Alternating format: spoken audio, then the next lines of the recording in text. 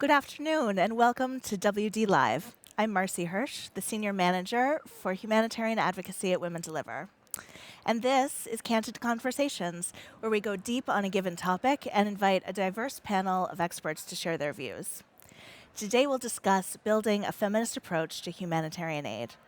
I'm joined by Cecilia Chami, who works for the Lebanon Family Planning Association for Development and Family Empowerment, as well as Juliet Whitley from the UK Department for International Development. Thank you so much for being with us today. Thank you for. A critical need that has surfaced during this conference has been the need to make sure that accessible funding is available for women-focused civil society organizations. We know that these groups are on the front lines of humanitarian responses and provide life-saving solutions for girls and women who are caught up in a crisis. Juliet, my first question is for you. What are some solutions that donors can take forward to ensure that funds are accessible to women-focused organizations in a timely manner? Sure. So I think there's two key things, really. We need to make sure that the humanitarian system is set up in order to make sure that the funding gets down to these organizations. So primarily the country-based pooled funds, which OCHA run. The UK is actually the biggest donor to the pooled fund. But making sure that their systems are set up in order to make sure that the women's rights organizations can access them. And secondly, I think it's really important to make sure that we're also funding women's rights organizations before a crisis hits, so that they're ready, that they have the capacity, that they are well set up to respond, because usually they are the first responders. So it's important that we, as donors, are supporting women's rights organizations all the time, not just in a crisis. Absolutely. You already spoke to this a little bit, but how in detail would you say that DFID is working hard to make sure that now in this age of the localization agenda and increased focus on the important and life-saving work that women's rights organizations are doing, how are you making sure that the funds are getting directly to them? I mean, sometimes it's challenging as a big donor because we don't have the capacity to administer lots of small grants. So we have to work through other partners who help us to do that. One of the key things we've been pushing for is more reform of the UN agencies to make sure that this money is filtering down.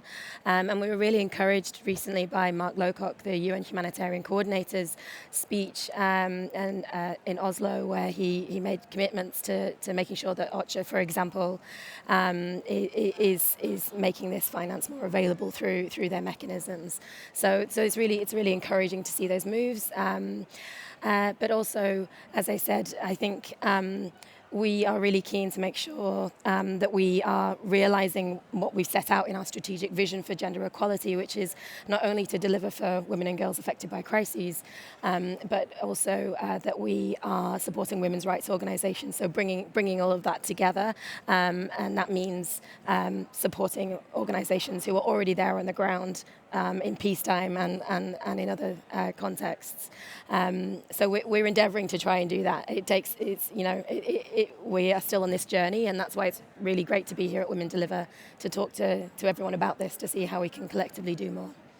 Thank you so much, and thank you for yours and your organization's leadership in this space. It's really appreciated. Yeah. One of the organizations that is really on the front lines of refugee response work in Lebanon is the Lebanon Family Planning Association, which is celebrating its 50th anniversary this year. Yes, Congratulations, that's right. Cecilia. Thank you very much. My first question to you is if you could describe some of the challenges that your organization has faced, particularly in delivering its services to refugee women and girls.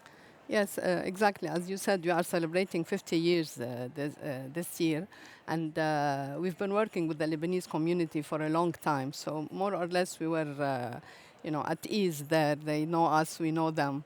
But when the Syrian refugees came to Lebanon, we faced several challenges. One of them was the context. Their culture and traditions, especially as related to sexual and reproductive health, was a little bit different than how our women look at this issue. So we had really to look at the misconceptions that they have and to work against them, to convince them that they should embrace reproductive sexual health. Another challenge was we wanted them to trust us because they don't know us. So as an organization. Right. So we wanted them really to trust that we're not going to harm them in any way. We're not just helping them to highlight our work or something, which was really a challenge because lots of these Syrian refugees, they feel vulnerable. They think that people are taking advantage of them. So we wanted them to trust us that no, we're not taking advantage of you. We're just here to help you and support you. And the third challenge actually was we had to take the services to them to make it affordable and accessible because they cannot afford to come to us. They can. So we made all the services free of charge, and we created clinics close by to where they are living, and so they can come easily and benefit from the services provided. It sounds like you did a fantastic job overcoming some of these challenges as they arose. Yeah, I wonder, from your perspective, what needs to change at the level of the humanitarian system so that organizations like your own consistently can rise to these challenges when they face you? Yeah, and I think the most important thing is to have long-term funding, because when you have a long-term funding, we can have long-term services. We don't want to start a project and then we say to tell our beneficiaries, excuse us, Right. the funding has stopped. We cannot provide services. So long-term funding is essential, especially as related to reproductive sexual health. Because if you are working with a woman who's pregnant and she's in her third month, and then you have to follow her up until her 9 months or so. So long-term funding is essential. And also we need comprehensive funding, not only for reproductive sexual health, but also for education. Because many of the girls and women that we work with are either illiterate or they don't have skills to work, even if they want to work. So if we have a comprehensive funding to be able to help them health issues, and also to prepare them maybe to go when they go back to Syria, or maybe if they, even in Lebanon, if they need to work or something. So these are our hopes for. That's wonderful. Thank you for sharing those. I hope that everyone is listening very closely. Something that I find really innovative and exciting about the Women Deliver conference is the way that we're able to have conversations just like this, with a representative from a global donor organization together with a civil society grassroots leader from Lebanon. And without really an intermediary of any kind, you can really speak frankly and openly to one another. And this is a luxury that we're not actually very often afforded in the humanitarian response, where policy conversations too frequently take place at the global level, and then what happens at the field level is something utterly different without enough coordination between the two. Yeah. So Juliet, I wonder how you see coordination that helps improve this divide between the two might better help support girls and women. Yeah. So one of the things that I've been doing, so I coordinate a donor group for sexual and reproductive health and rights in crises. And just purely coordinating and talking more amongst donors is helpful, I think, so we're kind of clear on what each of us are doing, what we're funding, but where we might see, where there are issues, where we might come together to help kind of address those. But we're also increasing our communication with, for example, the Interagency Working Group on Reproductive Health in Crises, who is this amazing coalition of civil society and universities and UN agencies, and really trying to have as open a dialogue as possible with them, so we have a good understanding of what they think the key issues are and what role donors can play to kind of address that. And the Interagency Working Group has some organizations working at the global level, but also, as they call it, they have one foot in the field. So they're able to draw up that kind of information from the field that I think really enables us to make better policy and programming decisions at the global level. Absolutely. Thank you. That's fantastic. The title of our conversation today is Building a Feminist Approach to Humanitarian Aid, which I think really reflects the need to fundamentally change the way that we are doing business in the humanitarian sector to be able to deliver better solutions for girls and women who we know have unique needs in crisis situations. Cecilia, a question for you. From your perspective, why do you think it's important to embrace a feminist approach to humanitarian aid, and what do you think it means who should be in the leadership positions? Yeah, of course. Like you said, I think women and girls are the most affected by crisis. They are the weaker gender, if you want. Most of the Syrian refugees who came to Lebanon, the women and children came to Lebanon, where the husbands stayed in Syria or were killed or sold.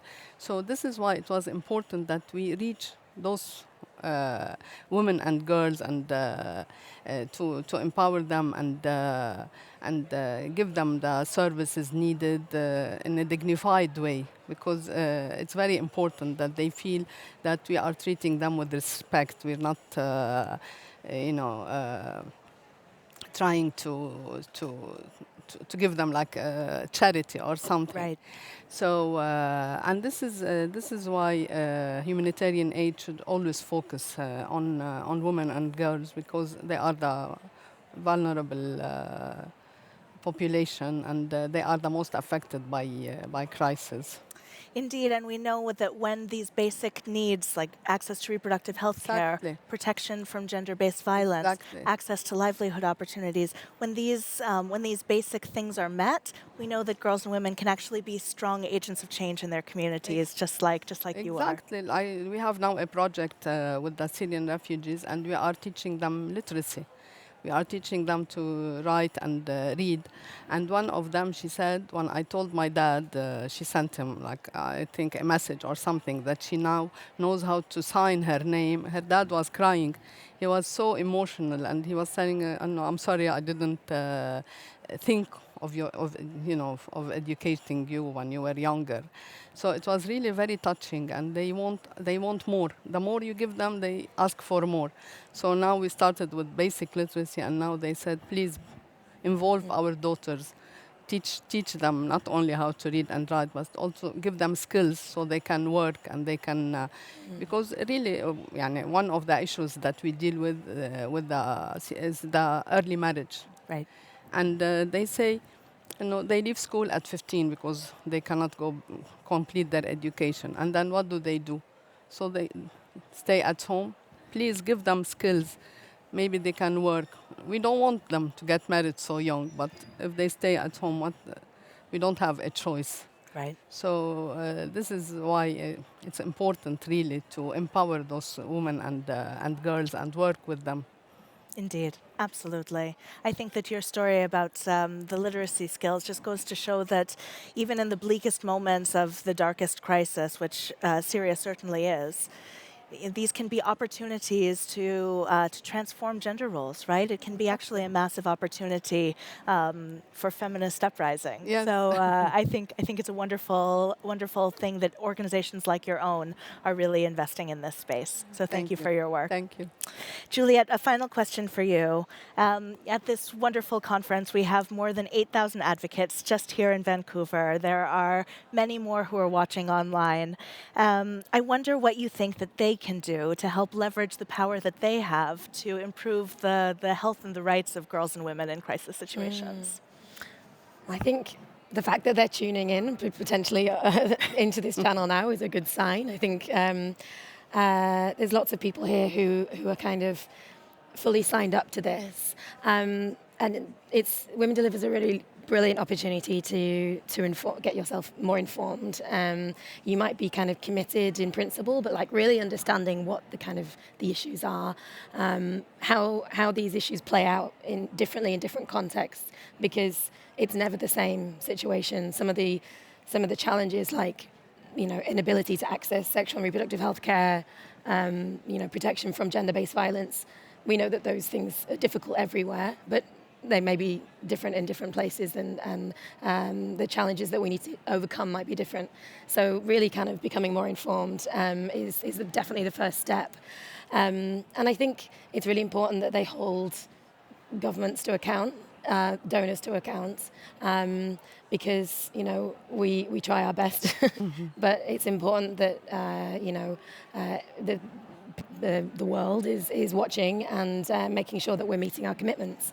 That really helps us, I think, when the pressure is on to do a good job. So yeah. That's great. Thank you so much for that message. I hope everyone watching at home and watching around the conference is listening closely. I want to thank you both so much for being a part of this fascinating conversation. It's been very inspiring for me, and I hope for others as well. And thank you to all of you for tuning in these final hours of Women Deliver 2019. We have more great coverage and panel discussions this afternoon, and then the Power for All closing celebration. You're not going to want to miss the live music, the dancing, the laughter, and above all, the commitments to girls and women. So let's go home and use our power for good. Thank you.